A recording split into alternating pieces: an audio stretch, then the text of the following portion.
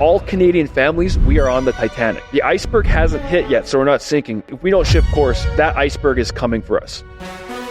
I'm not planning on leaving. I'm fighting. We want to make this country incredibly great. We begin to see that it really isn't about diversity. It is about punishing the people who perform beyond the mean. For people who don't care, where do you see Canada going? Oh, it's catastrophic. It is that bad. What is the carbon tax doing to lower carbon emissions? Exactly. I love this country. I was born in this country. I believe in what this country stands for. I believe in its people. I believe as a place opportunity for all to come and live, but the path that we're on is not working. And we are not going to be what we're supposed to be if we continue along this path. Yeah.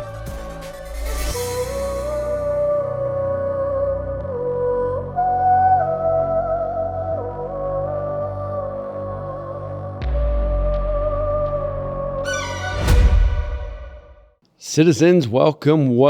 It has been a busy and big week in the United States, and so we thought we would comment on it. There's also a lot of things happening still here in Canada. Welcome to the show. Woohoo. It's a crazy week, actually. It really has been. The amount of stuff that's happening between Canada and U.S., very cool to see the inauguration of President Donald Trump. Yep. It's always fun seeing such a long-standing tradition of a new leader coming in. Yep. So going to chat all through things. There was a lot of weird stuff that happened during the inauguration, eh? Like lots of what? weird, like technical things and songs not working, and then Elon stuff, and then Mark Zuckerberg stuff, and like there was, I have a note of things that I want to quickly touch on, and if anyone watching saw other stuff, favorite too, moments, let us know, because there's a lot of stuff. Like I don't know. Anyway, I don't want to get into it quite yet. All things inauguration, United States. We're going to talk about Danielle Smith and the diplomacy that she has been. She's representing doing. us well, man. She's acting like our prime minister right now. Even though the other premiers aren't very happy with her because they're not quote unquote working together.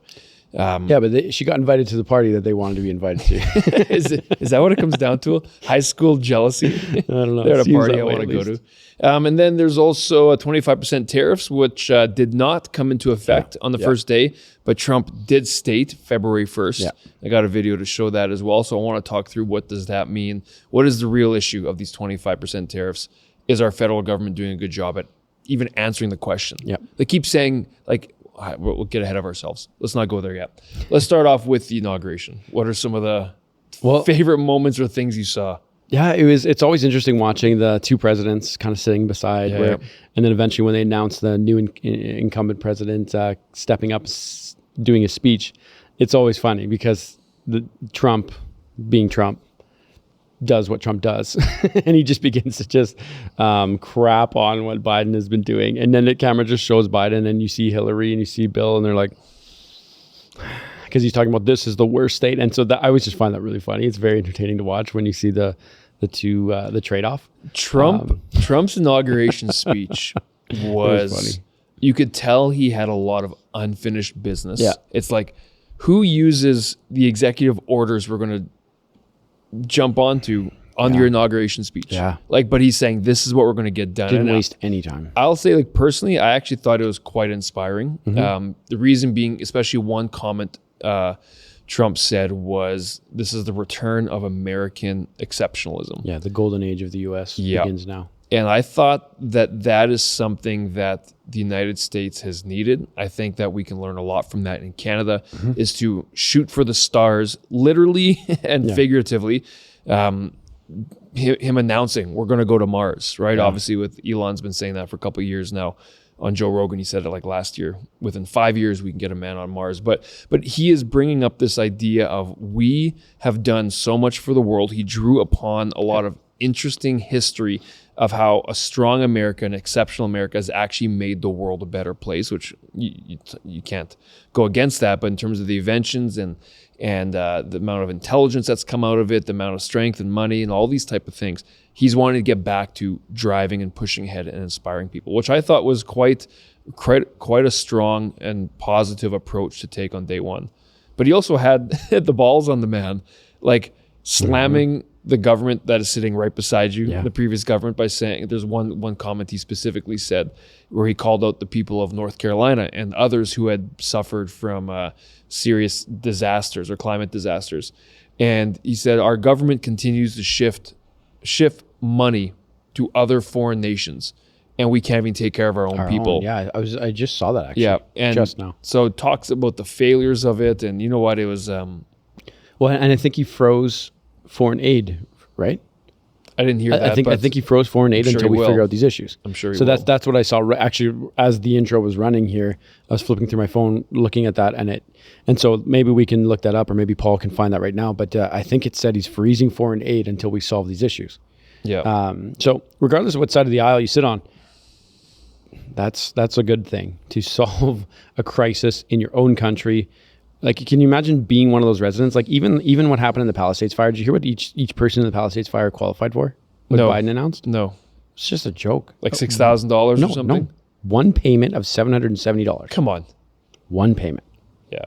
What is that? Like, you're better off to saying zero. You're better off to not even give that. Totally. It's just spit in the face, and so that's the and so this was kind of funny. I shouldn't be laughing because it's all. So I'm not laughing at the tragedy, but I'm laughing at people's response to that. Yeah. So when Biden came on and said, when he said we're going to give a one-time payment of $770 to every person. My bad. I already know where we're going with that. I didn't know I was going through my volume. My ears already. Keep going. I want your thoughts on this though. It's so funny. There was a petition started to change California's name to Ukraine so that they could qualify for the funding of Ukraine. How many people signed for that? I don't know. It was so funny. You But I know was like, the internet never fails, eh? Like, it's so good. Immediately it was like, well, if we change our name to Ukraine, we'll get billions of dollars instead of one payment. Alberta could do the same $770. thing. I Instead know. of I having was money like, flowing out all the time for the equalization payments, we just changed Ukraine, and Trudeau's going to ship 40 billion or 40. I was like, how funny is that, man? Like, just so quick. The internet just never fails that way. It's so good. Okay, let's see what that music was. 'Cause I know already what it was. This is just, I think this sums up Donald Trump's day right here. This is the image of being 78 with 5 children, stress-free, and being absolutely happy. Yeah. This is yesterday? Yep. Look at Melania. What is he holding? A sword. A sword? Oh, I love it. It's so good. Oh my god. There's that dance. That's funny. JD is just He laughing. doesn't know what to do. Yeah, he's like, I'm just going to hang out here for a bit as this guy lives his best life. That's funny. So good. Jeez. So good. That's hilarious.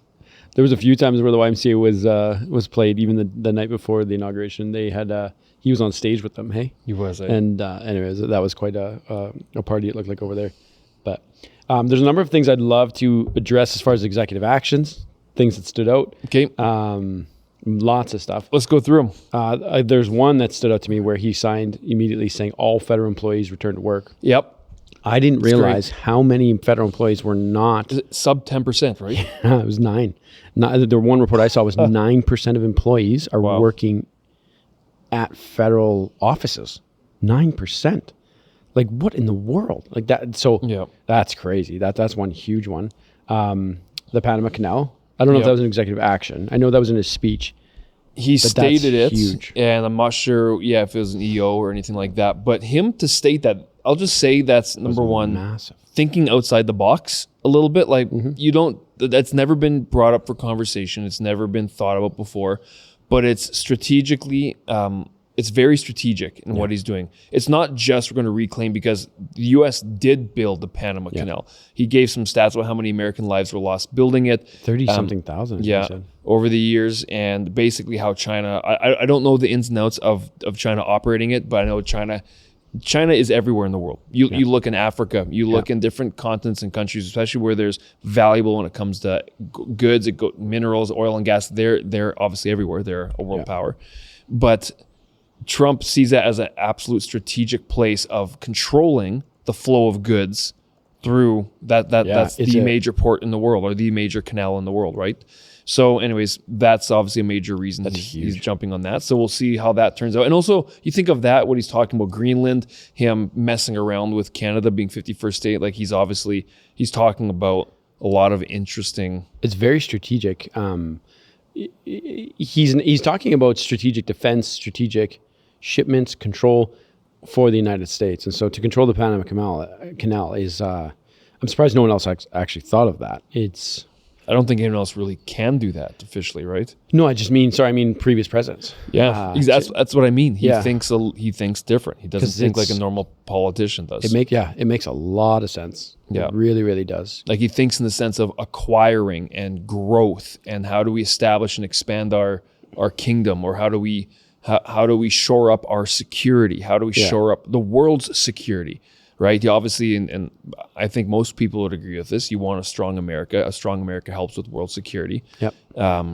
You can look in the last 8 years or last 4 years, a weak America. We've had a lot of things break out. So he's moving that direction, which is interesting. Yeah. One thing that made me laugh, and I dug into it a little bit, was renaming the Gulf of Mexico to the Gulf of America. It's the most American thing ever. So there's a little theory behind this. Is that I believe Biden put in, I don't know the right terminology, put in some things, we'll say, that basically stops oil drilling in the Gulf of Mexico. Yeah. That there's something restricting the current government, Donald Trump, from redoing it. So instead of saying we can't, yes, we'll abide by the fact we cannot drill in the Gulf of Mexico, but we're going to drill in the Gulf of America. I didn't know that. That's funny. So that's kind Oh of my what I gosh. was getting out of it after doing a bit of digging. So I'm wondering, why is it just for American dominance? No, there's a lot of things. Sometimes it looks like Trump's just on the surface level, like, okay. But there's actually something there. A lot of oil and drilling. And he even said over and over again, we're going to drill, baby, drill. When he was president, U.S. became the #1 oil producer in the world. They weren't anymore, but now he wants to get back to it. So they're going to be, he wants to be energy dependent. Yeah, for right? sure. And like even Greenland's prime minister responded to Trump. Did you see his response? How recently? He said about 2 or 3 days ago, I think it was. I can find out the exact date here, but it says the prime minister of Greenland officially made the statement saying Greenland's not for sale. That was like one of the big headlines that went around. But then later on responded and said, however, he and other officials, including Denmark's leaders, stated that Greenland was open to discussions and cooperation with the U.S. on mutual interests such as economic development and Arctic strategy, and essentially saying that he's open for discussion. Yeah. So very interesting. The other huge thing that happened 2 days ago, which was Sunday, I think it was Sunday, was Hamas and Israel was officially a ceasefire. And then Biden, did you see Biden's response to it? No, what do you say? So I'm very open to people's comments and thoughts here. Who do you think gets credit for it, Biden or Trump? Biden was at a press conference, and one of the reporters asked and said, Biden, do you take credit for the Hamas, not Hamas, Of the hostages being of the released? hostages being released and the ceasefire? And then Biden's only response was, is this a joke? And then walked off. And and so then later on, he did a statement saying, and I found it funny because to me, I'm going, his deal was what, 13 or 14 months ago when he essentially called for it. 13 or 14 months ago. So over a year ago, he had some sort of call for it. And then he's claiming on Sunday that it all because of my thing 14 months ago, it all came to pass. And people are like, Trump's in office tomorrow. Like, you think this has to do with your deal 14 months ago? Like, there's no way they're connected. That's my opinion. I'd love to hear anyone else's thoughts and opinions on that. No, the timing The is moment not that Trump won the election in was all November, sorts of stuff. it's people started showing up and to pay homage to Donald Trump, to say, like, immediately Putin said, we're open to stopping this war. We need to figure out a solution. We want to. You have Hamas and Israel, the conflict starting to lessen, and obviously hostages were released. You've got all these things that start to happen because of And it's less Donald about Trump himself and more about what he stands for and his no Well, he's a no BS approach. BS, But the thing is, his word, people knows he means what he says. Yeah. Right? Like, I know with the Canadian tariff, it's that coming over the top because he wants certain things figured out. But he will still slap on those tariffs if we don't come to the table with what we need to do. Yep. So he definitely says what he means. Yeah, exactly. People know means there's what he going says. to be follow through, and they know that the United States has a backbone again. Yeah. So, and Trump's going to follow through. Very interesting that he, and I personally think this is fantastic. The United States is going to take an official stance on male and female being two genders. Yep. That's not to discredit people who want to abide by a different name, but that's the official stance. I think it's just getting back to reason. This is what Science. has I was been gonna say not reason, but science. But yeah. no. Well, But yeah, reasonable. You're right. 100%. I think it is reason. They're hand in hand. and going that direction. So that's an official stance they're doing. A bunch of others, like he signed just over and over and over again. You have a couple more there that you're thinking of? Give me a second here. No, I don't have a few in front of me. I do have a few in front of me if I want to, but there's a few other things I want to talk about.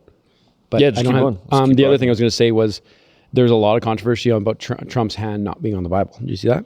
I didn't see that. So if you could queue up the clip if you've got it there, but there's and so there's lots of controversy on that. Tons of people saying, how dare he not put his hand on the Bible? Why wouldn't he? He's not a Christian. So Okay. up to people's comments. When you watch the ordeal go down, it was very clumsy. And the guy who swears them in is clumsy. He always has been clumsy. So if you watch and see previous things he's done, Okay. you can tell he's nervous. You can tell he stutters on his words.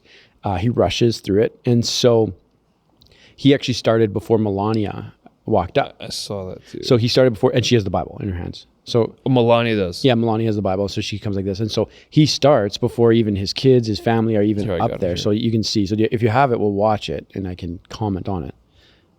The whole thing was a little bit clumsy. So he's already started. You can repeat after me. She now is at his side. So he started before that. The family's still getting up. He should have waited Yeah. a little bit. The Bible's right there. Yeah.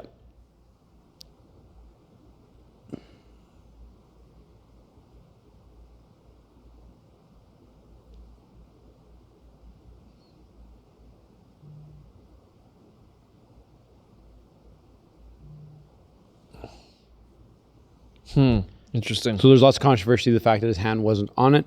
Let's go right to the beginning again so you can see here.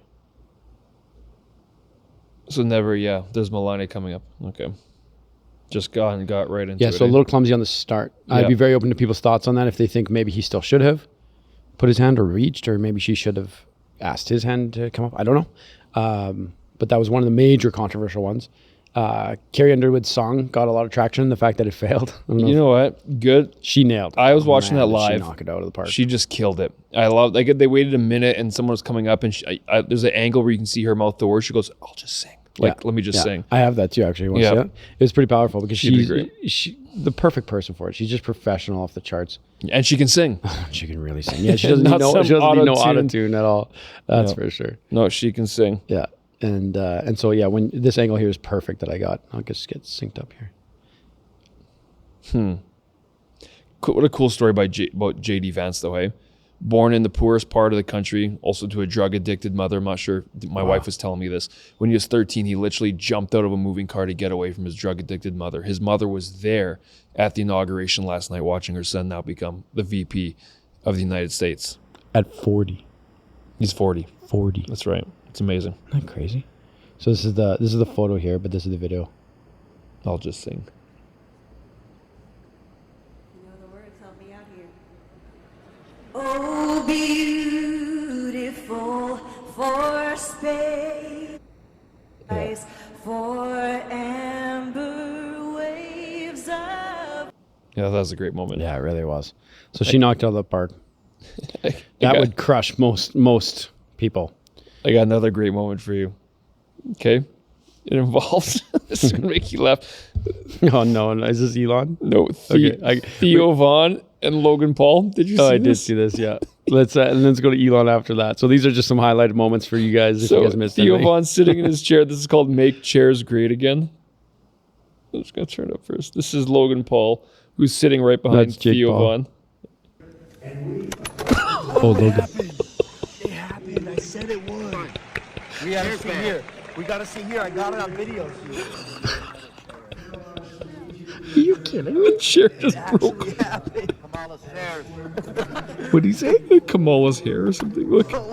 Sure. Jeff Bezos. Go back. I want to see it again. Look.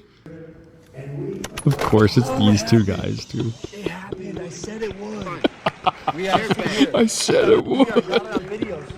We Of got course, it it on happened video. to Theo too, eh? Of all people. That's funny, man. That's so good, man. That's hilarious. Did you see all the controversy around Elon and his speech and what he did at the end of his speech? We should show that too. Again, open to interpretation, I think, of what people are.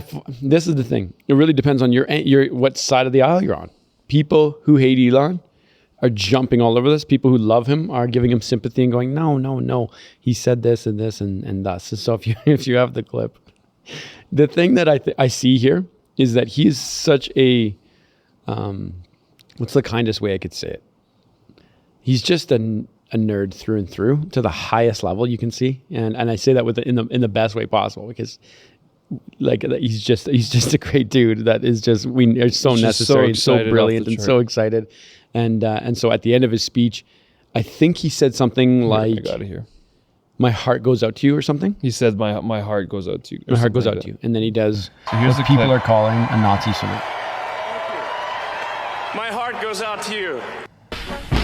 I actually never heard him say that. Yeah. So I want to show you something else here too. Is that a Nazi thing? So they're actually trying to correlate. Look at all this. Exactly. If we're going to play the game, you play the game on all sides. It's like, interesting. So there's all these clips coming up of other people doing similar things. Anyways, it's again, this is simply something being taken out of context to make someone look stupid and ridiculous. There's nothing there. He is not a Nazi. And that's Nazi. Like I said, that's the thing I'm trying to say here is, depending on what side of the aisle you're on, people are labeling it what they want, nailing it good or bad or whatever. But yeah, so he did it twice, and I'm not even going to do it because people are going to freeze frame me. But he goes like he goes from his heart clearly. But that's my opinion on that. Which is very, very, very interesting. So he is inaugurated. President Trump is officially in. He is beginning. If we thought we saw something interesting in his first 4 years, well, these next 4 will be nothing short of entertaining, but also extremely interesting. And I think you'll see a lot of change. You're already sensing a pendulum swing in the world. Yeah. I think us as Canadians and us as our Canadian leaders can learn a lot from what is happening in the States right now, of getting back to common sense of basics, like basics, like not spending more than you bring in, trying to make your own nation dependent or independent, and make it, for example, Canada, let's become energy independent. We produce, but we don't refine. We don't even have east to west corridor that we can help each other. Let's go through the States and come back up through Ontario.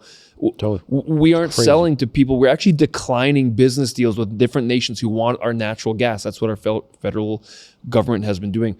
So the idea of Trump is saying, let's make America great. Let's make it exceptional. I completely believe Canada can be exceptional as well. We have the makings, we have the markers, we have the resources that we need, and the people. Because how many amazing people leave Canada for a brighter future somewhere else? It happens all the time. And that's what I have here. I want to throw to Danielle Smith, because a lot of people were criticizing her going down there, saying that she's vying for a position if Trump decides to take over Canada, that she's trying to get in his good books, et cetera, et cetera. If you watch this, she's arguing for Canada first. And she's arguing for logical, reasonable arguments. She's doing a great job. Dominic LeBlanc this morning, and we were talking about the First Minister's meeting, and he said, we got a grade of 12 out of 13, which is like an A+ grade, but it's not perfect. Presumably Alberta was the grade that they didn't quite get. And then you have Premier Ford saying that it left him with the impression that maybe you weren't putting Canada first, you're putting Alberta first. What do you say to that? Well, I can tell you I would never go out publicly and say we should stop selling car parts as a way of making a point to the Americans and hurt Ontario. And I just want to point out there, what she's referring to is they're talking about a speech that Doug Ford gave. And Ford openly made quite leaping responses in what Alberta should do with its oil. And she actually had another response to that. And it was a pretty brilliant response where she talks about how Doug should kind of stay in his lane and not discuss what another province does, but let's pretend that I did what Doug suggested. And she goes, if I did that, we actually supply Ontario oil through the U.S. It goes, our pipeline comes down, drops through to the U.S., and eventually heads out east and goes up to Ontario. So she goes, let's pretend I did what Doug said. He should be very careful with what he says, because we'd be cutting off all of Ontario. And she goes on to explain that, which I was like, yeah, and that's the difference between a very strategic and analytical premier who understands very clearly what she's saying. She's very diplomatic too. Very diplomatic. Yeah. And so then she's saying, and why is he threatening my resources? And that's what she means here. Totally. I would not threaten his. They're very big in auto manufacturing, and I wouldn't. So I want to hit play here, but that's what she's alluding to. Never go out and say we should stop selling aluminum to Americans as a way to make a point to hurt Quebec. And it hurt me that they felt that they could make that same argument, that Alberta should sacrifice our interests in order to try to advance some kind of trade war. I take a different approach. Let's stop fighting with each other. Let's maybe try to remove some of the internal trade barriers. Maybe my fellow premiers can stop blocking pipelines when we propose them to either the West or East Coast. And maybe this should be a moment of reckoning for us as a country, that part of the reason all of us look north-south is because... There you go. You know what? I think a lot of Canadians owe Premier Smith a giant thank you.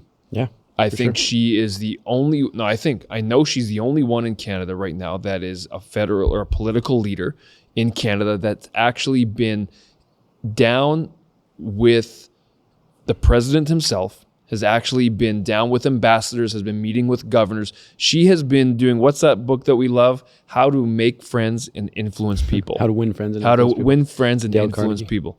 That's what she is doing. Yeah. She is being diplomatic. She is actually going out of her way because her job as Premier of Alberta is to make the best available economy and options for Alberta. But she's still now working on behalf of Canada. Our own federal politicians aren't even doing this. Yeah. They are going on CBC trying to take cheap shots over at this whole thing. And they keep saying the same phrase over and over again. Have you noticed? Everything's on the table. What's on the table? Yeah. Give us something specific. Give us something tangible. You haven't shown 1 ounce that there's a plan. Justin Trudeau, I think today or yesterday, said we have put $1 billion. We are putting $1 billion into border security, but there's no actual plan. There's nothing there, and it's what? Then you've got our foreign affairs minister Melanie Joly, when she goes out, does not provide any confidence whatsoever that we're actually doing something to make this relationship good. Like Trump is very serious. 25% tariffs because what does he want? He wants border security. He wants to figure out what is going on. There's obviously a couple other minor things, but that's the biggest thing. He's looking for security for the United States. And Canada has been a giant sieve this whole time. And maybe we haven't really noticed of it. And I honestly believe that you look at Premier Smith and what she's doing. She's focused on direct conversations down there with people. She's with the president, closest advisors. She's shaking hands. She's actually making, and I think you can actually credit her single-handedly for us not having 25% tariffs right now. Delayed, yes, like he said, till February 1st. We should show that video in a second. But that at least gives us a little time to make a case as to why you shouldn't do it. And I think she's the only one making an actual case. Yeah. Like Doug Ford and what he's stating and blaming Smith for not working together with all the premiers. It's like you guys are trying to play tough guy and you have nothing to be tough about. Yeah. That's the thing. Play tough guy when you've got something that you can do, but you're bluffing. And the thing is, you're bluffing with your cards exposed. Yes, fully. That's what they're doing right now. Like, don't try to bluff when we know exactly the cards that you hold. Yeah. And that's what President Trump, he sees. So I think Danielle Smith is the one who's actually acting in Canada's best interest right now. She absolutely is. She's doing what our prime minister should be doing. And it's quite unfortunate that I don't even think Justin Trudeau got an invite from what I hear. I'm not sure if that's actually factually true or not, but she's doing what our prime minister is doing, and she's representing Canada in an incredible way. And thank God that she is. We need our country represented, especially in a time like this. We're facing who knows what these tariffs would do come February 1st. And you know what, though? Like, there's also a leadership vacuum in our country. And when there's a vacuum, it's naturally going to get filled by something. And Danielle Smith is filling that natural void that we have in terms of leadership, because our perceived leaders, they aren't leading. They aren't taking the bull by the horns and doing, like, it actually doesn't even make sense. Like, I feel like what do you think the U.S. thinks when they know that? Think of the ambassadors, the diplomats, you think of governors, and you think of president and his team. When they see Canada, they are having this giant economic challenge on their doorstep. And we are sitting in this thing called prorogue of Parliament, where because one of the parties needs to have an internal election. So we're almost just putting off all of the important issues to the side for now. Like, it just feels like, what does that make them think of how we operate up here? I don't think it gives confidence to that as well. That's not a confidence building piece. So interesting to see. You showed that one video I was going to show. I think it's worth. Is this a different one? Yeah, here's another one of Danielle Smith, just so you guys can. Yeah, I'd love to hear that, and then I want to kind of comment on a few things that's in the state of Canada before we run out of time here that people need to know, need to be aware of. Is this what you showed me? Yeah. No, you just showed me that same clip. It was a different angle. Cool. Okay. Here's President Trump with Canada. There's actually an executive order designating the cartels and other wrong one. This is cool to talk about too. Terrorist organizations. It's a big one. It's a big one. People have wanted to do this for years. Why have they not? I don't know. So they are now designated as terrorist organizations, foreign. And Mexico probably doesn't want that. But we have to do what's right. I would also add to that when he said Mexico, I would also add to that Canada. Canada has Mexican cartels in operation. You look in Vancouver and Surrey, and you look in different parts of Ontario. That is an actual legitimate issue. Brampton, Ontario has got, we know of this. So we are now Canada housing terrorist organizations. So this is a whole security thing that Trump is doing strategically. It's not randomly, I'm just going to do this. There's an actual thought going through all of these things. So, yeah, for sure. No, it's pretty wild. And the thing is and this is what I wanted to address here, is that there's reports of Kingston, Ontario. Have you seen this?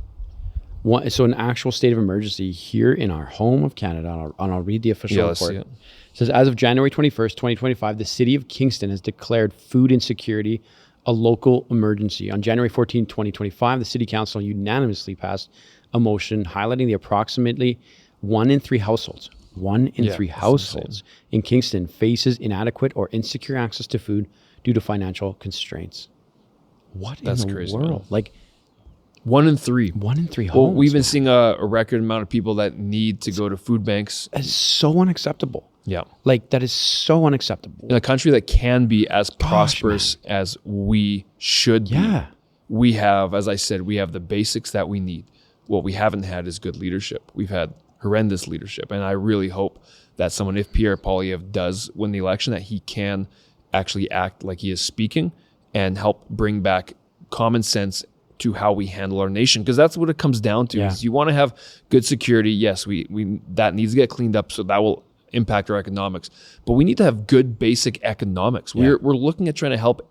It's the whole plane analogy. Is if you're sitting down with a child and then you need to get an oxygen mask on, you need to get yours on first before you get your child's on, because otherwise you pass out, you can't help anybody. Canada has been trying to put oxygen masks on all these other nations, and we're not putting an oxygen mask on ourselves. We're dying while Trudeau's focused on this world globalist type of idea of trying to help everyone out. Climate change, all of this BS that ultimately has been hurting us. Even the water crisis that's up north in a bunch of the First Nations locations where there's undrinkable water still. Like water in a first world country of Canada. Yeah. And these things can be solved. They can be solved overnight with action, with plans, with finances. Even for example, even the fact that Trump is talking about pausing foreign aid to assist its own country's emergencies is like, that's so refreshing to hear. Imagine if the Ukraine money we sent was in Canada. Brought here to say, this is an emergency we're solving it this month. And we just dump our resources into that and ask for help and figure it out. It just feels like Canada's not being put first, and that's sickening. Like, it's really sickening. Well, this is the problem with our leaders, and it goes also to the other political party leaders of Jagmeet Singh and others, is that they will say they believe and love Canada, but their actions completely contradict what they are. Like, there's a video that Singh put out. He will always take an opportunity to try to get in the political limelight. The guy's just addicted to it. But here's a video on President Trump's inauguration day. Trump will be inaugurated as president, and it means his threats of tariffs against Canada become even more real. Thank you for letting us know. Place my parents chose to immigrate to before I was born. My mom came because her sister told her that this country was a great place to raise a family and to build a life, particularly for women. And my dad came because he wanted to be a physician in a Canadian healthcare system. I love this country, and I want to defend Canadian jobs and stop prices from raising even higher than they already are. You could have for the last 2.5 years. But Trump's tariffs don't just threaten Canadian workers or Canadian jobs. They also threaten American workers. So let's not let Donald Trump divide us. See, let's fight I gotta back pause it 1 second. to defend workers. Let's fight back. Let's work with our allies in the United States to defend workers and to stop prices from rising even higher. Okay, so much there. Like that's the same type of word salad crap. Yeah. I'm going to be a little blunt here. Borderline gaslighting. Yeah, that's been said by all of our leaders, except for probably Premier Smith, using stuff like, let's fight back. It's all on the table. Like there's no tangible, Build Back Better. There's no tangible, practical plan. Nice little story. And about his family and that should be the dream where families can want to come to Canada, get into here legally and thrive in the economy. But guess what? Immigrants are now leaving Canada. And this guy says, I want to do this. No, you can do it. You actually should be doing it. I want you to stop talking and do it. Like there's so many things. You didn't allow the Northern Gateway and Energy East pipelines to proceed. You didn't give any green light on LNG projects. All of these things that actually could have helped benefit Canadians. He actually opposed all of these things. So the guy just that's the hypocrisy within our leadership. It's like almost just need a clean house, man. Yeah. And get some proper common sense, non-political guys who know how to build something. These guys haven't built anything in their life. Let's get people who know how to build and to lead. What you just said there is such a good point. These guys have never built anything. No, they haven't. Meaning they've never hired or fired or dealt with finances and balancing of books and income and expenses and you name it, like buildings and lands and property and taxes and leveraging and fundraising. Like they've never done any of that. Yeah. And so they have no clue even like it makes me wonder their basic understanding of the economy and how to run it. Well, it's not there. It seems like it's not because there's so much virtue signaling and so little action. Well, and that's what I think when I watch executive orders be signed like that. And I know executive orders aren't the Bible and that they can be courts can stop them, et cetera, but it's action. It's actually intention and something, action. Of exactly. course. And it's finding a problem and going, enough. This has to stop. We need change. And that's the part I love. It's so refreshing because it's like Trump's holding up to the promises he made. Whether you agree with the promises or not, sure, whatever.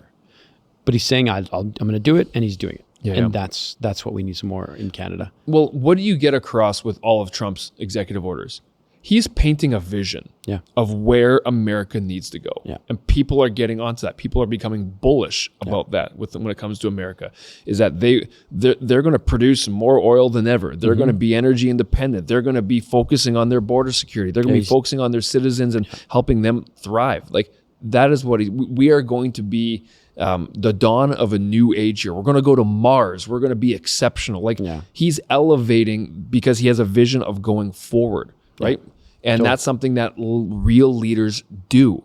Is they inspire and they bring people around them, and then we all work together and then to they move forward. They do real action. We don't just say, because these guys they aren't leaders. They're actually the opposite of leaders. There's guys who generally are just they care about themselves and their own progress, and whether they're mixing with some weird ideologies of globalist ideas and those type of things. You know what? The proof is in the pudding. It didn't work. Canada is hurting. We are facing multiple threats on multiple fronts. We could be in a lot better of a position. We need the right leadership in place. And you know what? I'm not convinced that we have the right leaders in place or potentially next year. I really hope they can come through. Right now, it's all words. But Canadians need to wake up and start getting a bit more idea of who are the people that we are putting in place to make these decisions on our behalf. Because that's what we allow them to do when we vote for them. You can speak for me. That's what we do. Yep, for sure. And something, we're almost out of time here, and I want to address this here, is on January 7th, the JCCF, so the Justice Center of Constitutional Freedoms, that's right, filed a federal lawsuit against the proroguing of government. Okay. And so it was actually officially accepted and expedited, which is a big deal. So they're saying that it's actually, Justin Trudeau's decision to prorogue Parliament until March 24th, the lawsuit contends that the prorogation is incorrect, unreasonable, or both, asserting that it serves the interests of the Liberal Party of Canada rather than furthering the parliamentary business of the government affairs. The plaintiffs argue that the prorogation hinders Parliament's ability to address pressing issues, such as the anticipated 25% tariffs on Canada's goods announced by the U.S. President President Trump. They claim that the prorogation frustrates Parliament constitutional functions without reasonable justification. So this is a big deal, the fact that it got expedited. So on January 18th, 2025, Chief Justice Paul S. Crampton of the federal court granted an expedited hearing for the case, recognizing the public interest is resolving the matter promptly. The court acknowledged that a faster resolution could enable Parliament to address the urgent concerns, including the U.S. Tariffs. Yeah. So this could be pretty big. Legal experts say that note that the lawsuit raises unprecedented questions about the limits of the Prime Minister's power to prorogue Parliament. While the other outcomes remain uncertain, the case seeks to clarify the extent of executive authority in this type of context. Well, clearly it Super was a move to put the Liberal Party before Canadians. For sure. Clearly, No it was a move to try to get and figure out your house so that you can continue to be in power and do the best you can in the next election. It was not putting Canadians first. So, yeah, I pray that goes through. I pray that there's actually something that happens where we can get back. And I'm a firm believer we need to have an election called right away so that we can actually get somebody in the driver's seat that Canadians want. Yeah. If Canadians vote different, great. But Canadians should have a chance to speak again. Yeah, for sure. We need that. We need leadership. We need change, and we need to get strong against what's in front of us right now. Yeah. We have a weak stance, if any stance at all, and I think our only stance is what Premier Smith is doing, and that's the powers of a premier are extremely limited, but at least she's doing something. You know what? All the power to her. Yeah. I'm supporting what she's doing right now. She is putting the best foot forward for Alberta and for Canada. Yeah. Better than everyone else right now. Yeah. So keep rocking. Refreshing. Yeah, we need it. All right. Is that it for today? Citizens. I want to do a live soon. I want to do a live soon with people. I want to interact with people, debate, talk through things. There's so much happening. I think we should do one shortly. So let's get that on the books. Hey, we have an announcement we should make, by the way. It's about merit. Yeah, huge. Citizens. So just so you guys know, Dr. Phil launched a network here in Canada called Merit TV, which actually Jeremy and I, we've been doing a lot of work to partner with Dr. Phil of the States with Merit TV Canada. Be watching for that on Rogers and Shaw. Well, Shaw's no longer around, but it's Rogers now East-West. It launched on Rogers East on Tuesday and is launching on Rogers West on the 28th. And TELUS and all these other guys are going to be following. It's on Bell already. The reason why we're stating that is because Citizen is actually on that channel. So you can be watching it too if you want to have it on TV. I know you guys watch us on YouTube, which is great, but it is on there as well. So we got a lot of exciting things ahead of us in terms of what we're working towards. That's just what I wanted to say. It's going to be huge. Show goes on. Make sure you watch it. Show goes on. See you guys. Thanks for joining us. See y'all later. Oh, I just did it. What'd you do? I did it. What Elon did.